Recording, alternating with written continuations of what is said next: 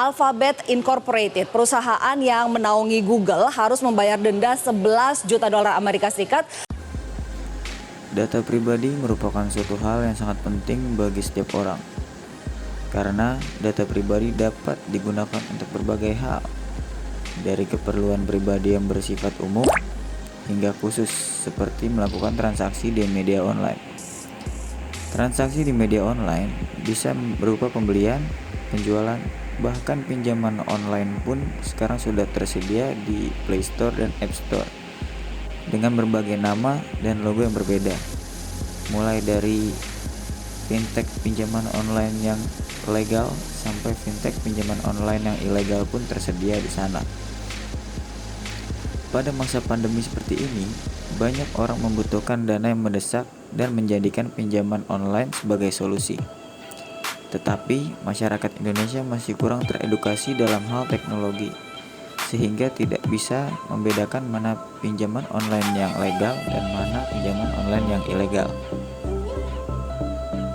Mengutip dari kompas.com, selama ini kasus-kasus kebocoran data pribadi di aplikasi pinjol itu murni karena aplikasi pinjol ilegal tersebut sebenarnya mencuri data pribadi kita secara langsung, tetapi memang terkesan diberikan izin oleh penggunanya, kata Ruby saat dihubungi kompas.com.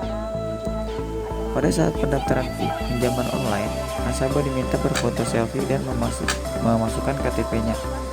Namun, dalam kasus fintech pinjol ilegal, banyak yang memperjualbelikan data pribadi nasabah untuk disalahgunakan, seperti melakukan pembelian dengan metode pay letter tetapi menggunakan data nasabah yang mereka retas, sehingga nasabah yang tidak merasa melakukan pembelian tapi ditagih oleh pihak e-commerce karena data nasabah disalahgunakan. Permintaan akses tadi ditaruh awal oleh aplikasi-aplikasi pinjaman online ilegal untuk apa? Karena dia butuh jaminan terhadap orang kabur atau tidak membayar pinjaman. Namanya juga ilegal kan, kata Ruby. Dengan akses terhadap aplikasi-aplikasi smartphone itu, penyedia pinjaman online ilegal dapat mengetahui siapa yang mengajukan pinjaman dan memiliki jaminan untuk melakukan penagihan. Dikutip dari CNN Indonesia. Kembali mengutip dari CNN Indonesia, 4 tersangka memakai data KTP yang diduga didapat dari perusahaan pinjaman online atau pinjol, yaitu untuk mengakali pembelian barang di Tokopedia dengan menggunakan cicilan. Kata Kepala Bidang Humas Polda Metro Jaya Kombes Yusri Yunus di Polda Metro Jaya pada hari Rabu, penipuan dengan modus pencurian data ini sudah dilakukan sejak Juni 2021 lalu. Dan lebih buruknya lagi,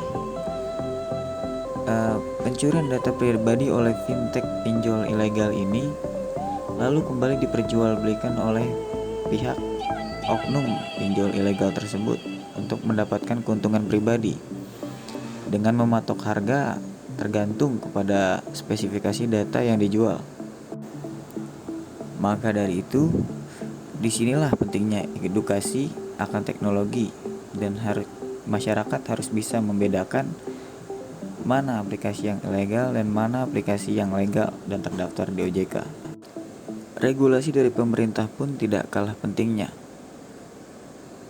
Maka dari itu, disinilah peran penting pemerintah dan aparat untuk mengedukasi masyarakatnya agar memahami tentang aplikasi yang kemungkinan menanam spyware pada aplikasinya, sehingga masyarakat tidak mudah terjerat dalam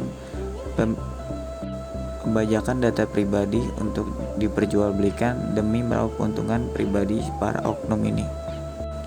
Marilah kita bijak dalam berteknologi dan mari kita mengedukasi masyarakat sekitar agar tidak terjerat dalam penjualbelian data seperti ini.